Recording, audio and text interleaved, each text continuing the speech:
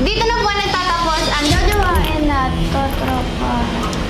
Guys, ayan, kasama ko na ang pangmalakasang Milmi na si Miles at Mitch. Ano guys, ready na ba kayo? Yes! Okay, Ate Mitch, simulan natin sa'yo. Okay. Will Ashley, jojowain o totropahin? Feel ko totropahin. Bakit? Kasi, ewan, okay naman siya. Green flag siya. Pero, feel ko pag sa akin, pang tropa lang. Okay. Ito naman, Miles. Jillian Ward. Jojowain o totropahin? Jojowain agad. O, bakit? Hindi, kasi syempre, crush na crush ko yan sa GMA talaga. Lagi kong pinapanood si Jillian Ward kasi sobrang lakas ng dating nga. Bagay. Kahit ako, crush ko siya eh. Ayun. Ito naman natin, Mitch. Daniel Padilla. Ay! Yan ang jojowain ko! Hindi niya pinatawag. Hindi na pinatawag. Hindi kasi, Bakit? childhood crush ko talaga siya. Tsaka yung mga kanta niya Yes, talagang- simula Princess and I. Yeah. Ito naman, Miles. Niana Guerrero. Uy! Jojowain o totropahin? Jojowain naman.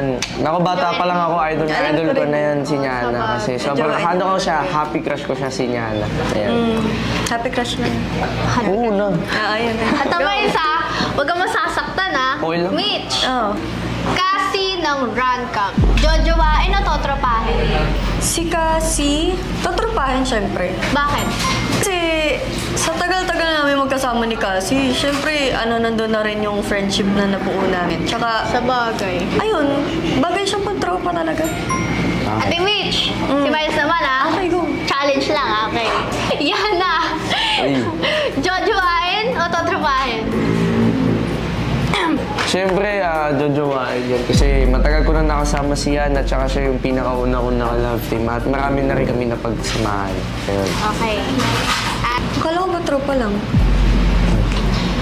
Anyway guys, dito na po nagtatapos ang jojowain na totropa. Wait lang. Sige mo muna.